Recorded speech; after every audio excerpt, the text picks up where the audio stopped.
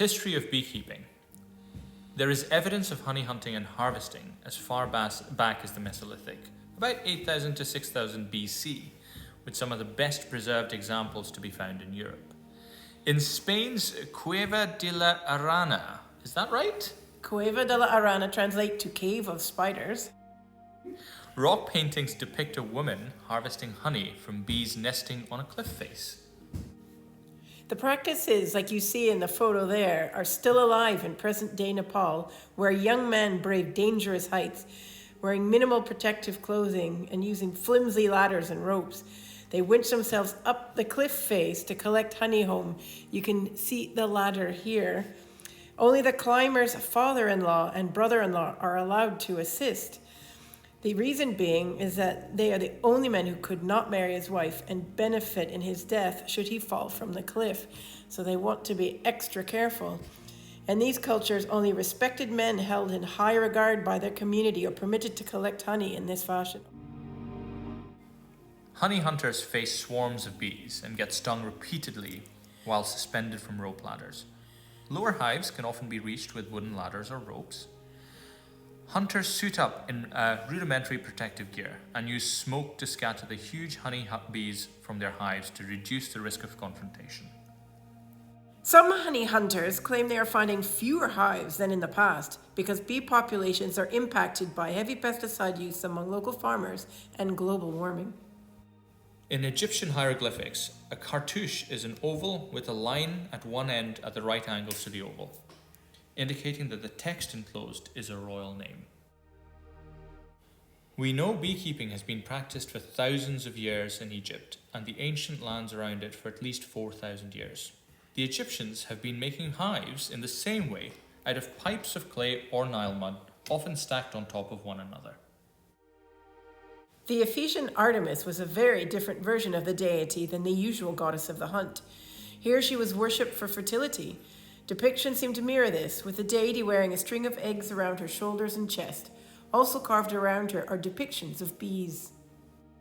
The bee was an emblem of Potnia, the Minoan Mycenaean mistress, also referred to as the pure mother bee.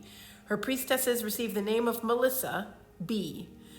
In addition, priestesses worshipping Artemis and Demeter were called bees. This necklace, called the Bees of Malia, is no bigger than a 10p coin, but the workmanship is phenomenal. A new report provides evidence that many colonies of honeybees were kept in apiaries in the Malia area in northwest Malta. It describes the 3 stone bee houses and 13 cave apiaries, which together could have held over 6,000 traditional hives. The diptych, or wax tablet, was an indispensable tool of the Western scholar for thousands of years. A wax tablet is a tablet made of wood and covered with a layer of wax, often linked loosely to cover a tablet or a double-leafed diptych. It was used as a reusable and portable writing surface in antiquity and throughout the Middle Ages. Cicero's letters make passing reference to the use of a cire, and some examples of wax tablets have been preserved in waterlogged deposits in the Roman fort at Vindolanda on Hadrian's Wall. There are many etchings and paintings from the Middle Ages regarding beekeeping. Here we see the beating of the drum or making a loud noise, presumably to make the bees fly away.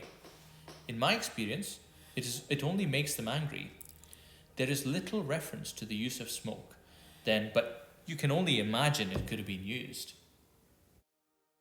As time moves on, hives started to get more functional and attractive, as in this photo. It looked more like a status symbol than a hive. We know beekeeping has been practiced for thousands of years in Egypt and the ancient lands around it for at least 4,500 years. The Egyptians have been making hives in the same way, out of pipes of clay or Nile mud, often stacked on top of one another.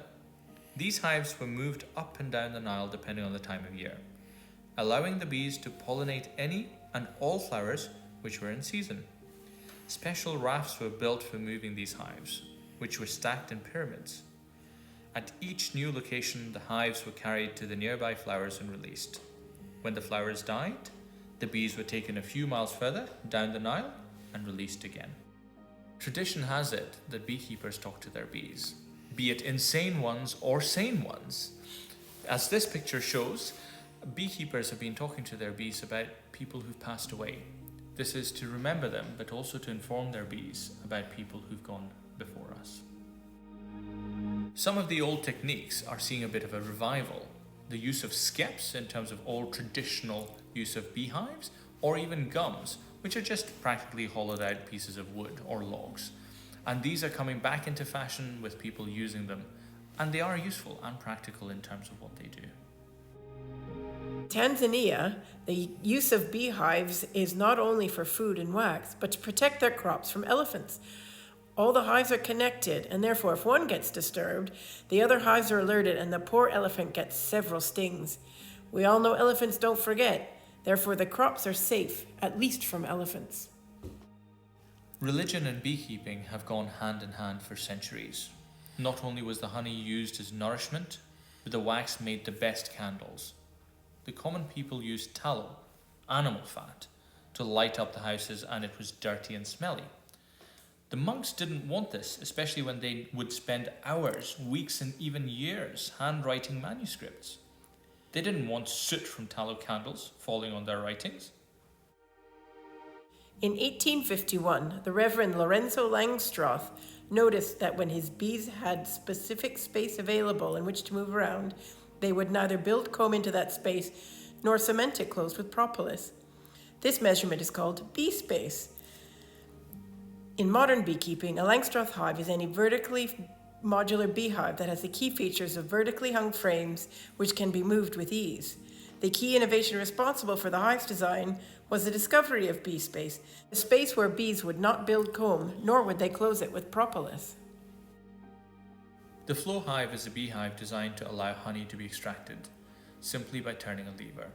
Although you continue to have to use ordinary animal husbandry when it comes to beekeeping, the hive does not need to be opened for honey extraction, and the bees are not disturbed. Mr. Smith of Innerleithen in Peebles developed this hive. He worked in one of the big Victorian houses dotted around there. In those times, anything that was easy to come by and cheap was used when it came to beekeeping. Legend has it that there were plenty of empty champagne boxes to use. I don't know who was drinking them, but at least he got those boxes and was able to make beehives out of them. In recent years, beekeeping has become a popular hobby in back gardens. But be aware, this is a not-for-profit hobby. Invariably, it ends up costing you a fair bit of money. Therefore, before that investment, I would highly recommend you read about bees. An excellent book is Beekeeping for Dummies. It's very informative, it's pictorial, and you get an understanding of animal husbandry, because you are actually looking after between 20, 30, 40,000 bees, and you want to look after them to the best of your ability. I would also recommend joining a local beekeeping society. There are many about. My one, the New Battle Beekeepers Association, is an excellent one, and they offer a year-long course, the basic beekeeping certificate, and it's well worth it. Beekeeping is a spring, summer and autumn pastime, with little to be done in the winter time. So why not use this time productively and be informed? What you've just been seeing are my grandchildren enjoying their hive in my back garden and reaping the rewards. Don't be alarmed at the lack of gloves or protective clothing. Fortunately, I'm an experienced beekeeper. I picked the correct time of day between 12 and 2 on a very sunny summer's day when the bees are out and they're at their most passive. We don't normally go in showing so much flesh. Enjoy beekeeping. Enjoy the rewards of beekeeping, as I have for many years. See you out there.